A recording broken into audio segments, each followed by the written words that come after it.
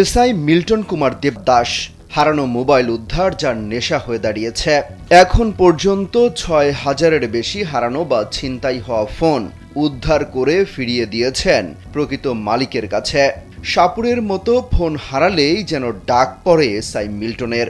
দেশের গণ্ডি পেরিয়ে এবার কলকাতায় হারিয়ে যাওয়া ফোনও উদ্ধার করে দৃষ্টান্ত স্থাপন করলেন তিনি।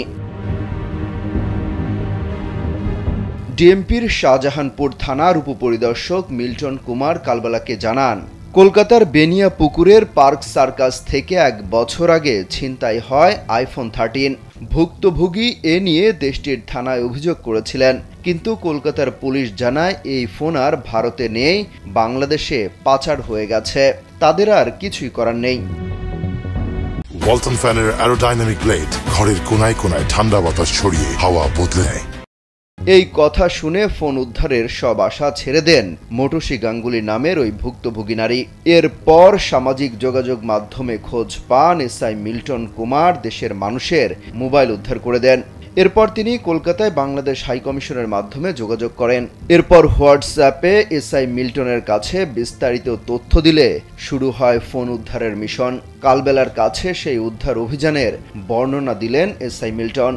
আমি তাদের সহায়তা করার জন্য সর্বোচ্চ চেষ্টা করি, ঊর্ধ্বতন কর্তৃপক্ষকে বিষয়টি অবহিত করি। তারা আমাকে পরামর্শ দেয় যদি সম্ভব হয় অবশ্যই ফোনটা উদ্ধার করে দিতে। আমি 2023 সালের থেকে এই ফোনটার পিছনে লেগেছিলাম। আমি প্রতি মাসেই অন্তত 1-2 করে সার্চ করেছি যে কীভাবে ফোনটা যদি ওপেন হয়ে থাকে তাহলে পাওয়া যাবে। এক পর্যায়ে সময় যেতে যেতে 1 বছর পার হয়ে গেল। হঠাৎ করেই মৌসুমী গাঙ্গুলি আমাকে নক দিয়ে জানতে চায় যে স্যার ফোনটার কী অবস্থা। আমি পুনরায় ফোনটি আবার সার্চ দিলে দেখতে পাই যে ফোনটি বাংলাদেশে ব্যবহার হচ্ছে। আমি দ্রুত বিষয়টি আমার ঊর্ধ্বতন কর্তৃপক্ষকে অবহিত করি। তারা আমাকে সব ধরনের সহায়তা করে বলে যে কোনোভাবে ফোনটি রিকভার করো।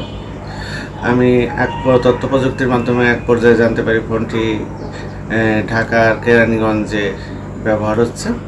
পরবর্তীতে সেখানে আমি আমার প্রয়োজনীয় সংখ্যক লোকবল নিয়ে, আমার যাবতীয় সরঞ্জাম নিয়ে এবং ফোনটি উদ্ধার করার জন্য যা যা করার দরকার সেই বিষয়গুলো নিয়ে আমি আইফোন 13 মোবাইলটি উদ্ধার করতে সমর্থ হই।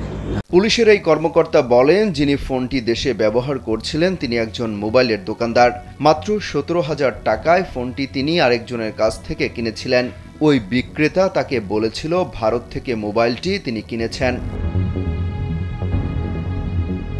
এদিকে আইফোনটির মালিক ভারতীয় নাগরিক কলকাতার বাসিন্দা মটুসী গাঙ্গুলি মোবাইল উদ্ধারের বিষয়টি জানতে পেরে বাংলাদেশ পুলিশকে ধন্যবাদ ও কৃতজ্ঞতা জানিয়েছেন।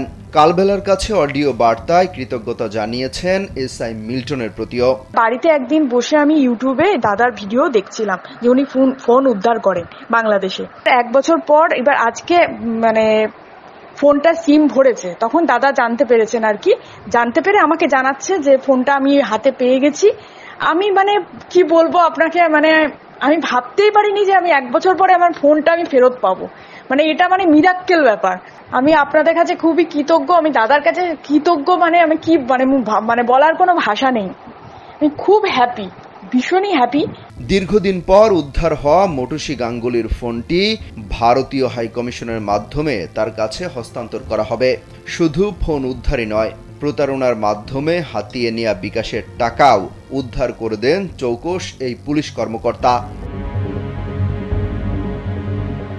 অমিত হাসান রবিন, কালবেলা।